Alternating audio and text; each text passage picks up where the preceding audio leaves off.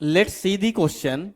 Question में क्या बोल रहा है? A toy car of mass small m is having two similar rubber ribbons attached to it as shown in the figure.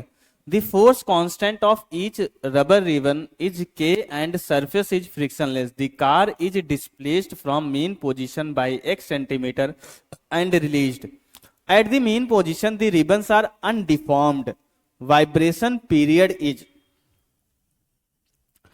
तो basically हमें question में क्या बोला जा रहा है कि हमारी कोई क्या है, टॉय कार है, जो कि हमने दो रबर रिबन से हमने क्या कर दिया है, कनेक्ट कर दिया है, और हमने इसको मीन पोजीशन से थोड़ा सा डिस्प्लेस करके छोड़ दिया। तो ये क्या कर रहा है, सिंपल हार्मोनिक मोशन कर रहा है, ऑसिलेट हो रहा है। तो इसका हमें क्या बताना है, टाइम पीरियड बताना है क्वेश्चन में।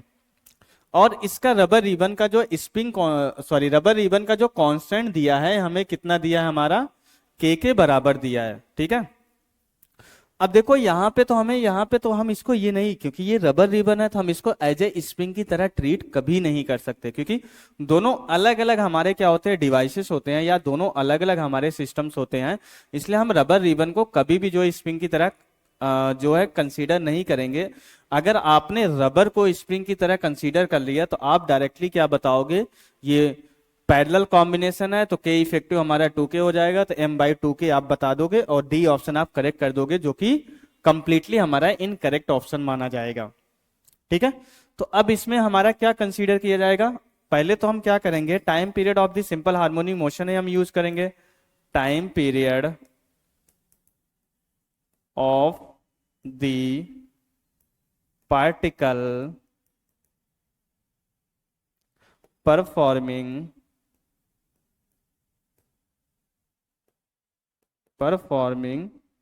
Simple harmonic motion. और टाइम पीरियड हमारा क्या होता है, 2π√m डिवाइडेड बाई के एस एच एम कॉन्स्टेंट के बराबर होता है ये टाइम पीरियड। तो यही तो हम फॉर्मूला यूज करने वाले हैं। बट हमारा एक ही चीज डिफरेंस होती है रिबन के केस में या रबर रिबन के केस में। वो क्या है, मैं यहां पे क्लियरली मेंशन कर देता हूं, rubber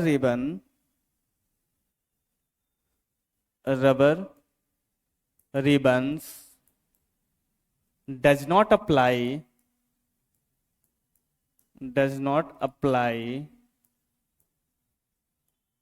any force in case of during the compression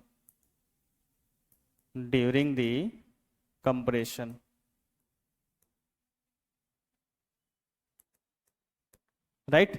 अब देखो एक्चुअल में हमारा क्या हो रहा है कि अगर आपने इस कार को यहां से एक्स डिस्प्लेस कर दिया है, तो ये वाला रबर क्या होगा, कंप्रेस हो जाएगा। तो ये कोई भी फोर्स नहीं, रबर देखा है, रबर को अगर आप क्या करो, रबर रिबन्स को अगर आप ऐसे कंप्रेस कर दो तो कोई दिक्कत नहीं है, कोई फोर्स हो कभी भी जो अपने नेचुरल लेंथ में आने की कोशिश नहीं करेगा।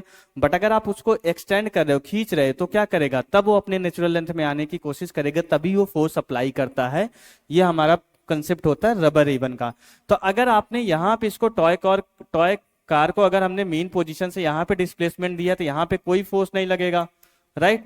जो फोर्स लगेगा सिर्फ यहाँ पे लगेगा, जो कि F इक्वल टू जो है kx के बराबर होगा, -kx, राइट। यहाँ पे कोई फोर्स नहीं लगेगा, सिर्फ इस एंड पे फोर्स लगेगा। तो अगर इस एंड पे सिर्फ फोर्स लगेगा तो हम यहाँ पे सिंपली क्या बोल सकते हैं, जो रीस्टोरिंग फोर्स लग रहा है, कितना लग रहा है, -kx के बराबर।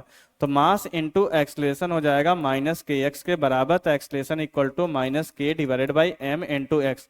और अगर हम इसको सिंपल हार्मोनिक मोशन की एक्सलेशन वाले इक्वेशन से कंपेयर करेंगे तो क्या हो जाएगा, ओमेगा की वैल्यू कितना हो जाएगा, √k डिवाइडेड बाई m के बराबर आ जाएगी। तो यहाँ से टाइम पीरियड हमारा क्या हो जाएगा, ओमेगा को 2π/t लिखेंगे, तो यहाँ से टाइम पीरियड कितना हो जाएगा, 2π√m डिवाइडेड बाई k के बराबर आ जाएगा।